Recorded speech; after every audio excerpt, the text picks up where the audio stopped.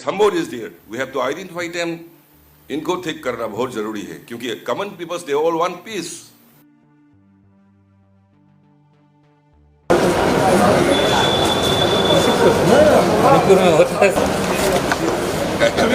Take a picture first.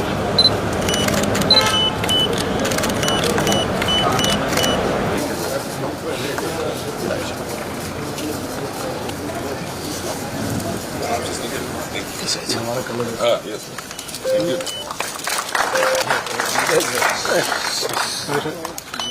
Thank you. Lieutenant General, distinguished guest speaker, and my dear students, the scope of the cooperation of the we assure that we will continue in pursuit of knowledge and excellence so that we can contribute meaningfully towards peace in the state. And I can tell you that we are proud to be known as Friends of the Northeast.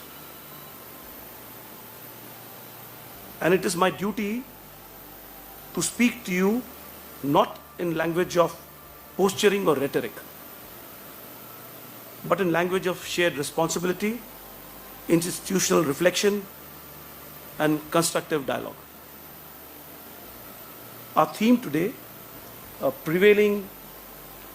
trust deficit and path towards trust building, strikes at the core of a collective challenge. Security forces cannot solve political grievances. Political institutions cannot succeed without community security and leadership. Community leaders cannot build peace without security and state support. So it is all symbiotic and intertwined, wherein the governance, the citizens, and the institutions have to come together as one. However, May Gitang 2023. Madugi mamangda leramba Manipuru ay RD Minister of Jeremy. Chingi Zaga Kudimak Chapamadamda Kanagumba violence motive ki Oiba Mari Lainaba, Kuchukulai Paibami, Amata Tingnade. Every Saturday, sing the Chalaga, I sing the Leaga Sunday Hale. Loinaba cooperation Bine Luxine. Adubo Haidiba Mituki Matungadi Manipur scenario si hongre. Cookie IDP की घर जो जगह पे सब ने एक सवाल पूछा हम लोग को कब घर वापस भेजेंगे तो कभी मैं मैते की आईटीपी जगह में जाते ये लोग भी वही सवाल पूछते कि कब हम लोग को अपने घर भेजेंगे तो डर एक ही है चाहे कुकी हो चाहे मैते हो चाहे नगा हो जो अपने घर छोड़ के जा रहा है अपने घर में रह नहीं सकता है इनकी दर्द दिल की दर्द एक ही है आइना थमजनिंग सी मयुम सत्पा मयुम हनबा नाकल्ला निमंगना किनरी सिकराई दोनों yes exactly trust deficit in the society बिना बात करके बिना इनके पास जाके बिना इनकी दर्द समझ के हम ट्रस्ट डिफिसिट को कम नहीं कर सकता दिस इज माय बिलीफ कल आपकी एक कहावत मेरे को अच्छा लगा कुछ लीडर को पकड़ना पड़ेगा somebody is there शांति लाना नहीं चाहता है somebody is there we have to identify them इनको ठीक करना बहुत जरूरी है क्योंकि common peoples they all want peace हम कांगकुक भी चले जाते हैं कहीं चले जाता है इस ये आपकी थवाई कुकी चले जाते हैं तो सबसे मिले each and everyone they like peace to restore peace इनकी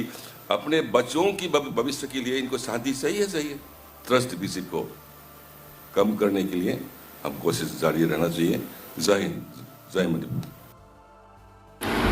ngarang numidang konthausom kendra gi MLA sapam region gi memda bom langsin duno pokai halam le hari sab update myam punang aminasi Ana seng na kami moigi nomai ni ton da suri bon yauni dress full dress ni sam sang no su lei ken no su lei ai di moigi mening rom da chen sil laga ai bu khut pan kha bi ai di jong tam da moi rom da long sil laga ai di moigi mening di ya dum la raga dot laga lai ni ai di adum moina la raga dum loi na ma si kap raga gari su moina Kenoru da lokku da tin thad ni am kan ni siba body ke su tawra taw da tu ben ni ande tu moi lara tin du di ai su udi ni nangi noigi masise sumaina niti ge japase kutina sumaina attack tawni haina hanna khalambra hanna dikri su khande hanna dikri su taw ni tawdar ni niti gi chatlaga leiba lambi ni lambi manakta security force gumba atai leibra adugumba leite security force gumba leiram di adugumbi tokroi hana su khalle adu security force leite bina moina adum tawni mong da tawra lei male han su khalle CSO taraga mari ki khongchat halakre hari phongdo CSO taraga mari ki kanglei pakhi mege di phongdo ro pop mamata assembly mamang da census ye thokloba ye ha wap mam su leidei social media site oriba Facebook ta en beren singara thagalakpa post amada ikai khumnajariba oza Jugindro gi NRC ga mari leinaba article asi miyam gi mit na kong oinaba paminasi amadi nainaminasi amadi khangminasi haibaga loidana post asida link asi share tawri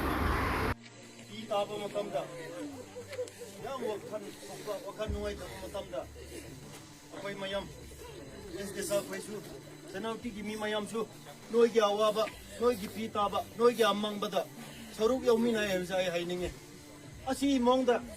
akhoi isai lamda, akhoi isai jagada, jatpa matamda, akhoi lamda, minai khoina, akhoi lamda leibu khoina,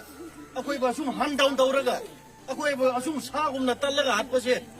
akhoi mayam fajan ningsinse, ichai shu da shu, asum tauramego haipati, naga mayamda, taibang pang mayamda. Asi message di pi dawo yate aduga asi na ina share tawning ba asi akhoi gi iche naw mari akhoi gi ipa thokpa brother thokpa mari ni na pungsi 1000 adu asi degi wakhan war waise asi degi wakhan pi waise aina thajai isorna akhoi gi hoji mangkhiba mari gumna lising Asiuma hero lising akhoi lengmai community da akhoi naga community da pokpi gini haibase ai thajai may the souls of our 4 fallen brothers fallen hero rest in peace. Thank you.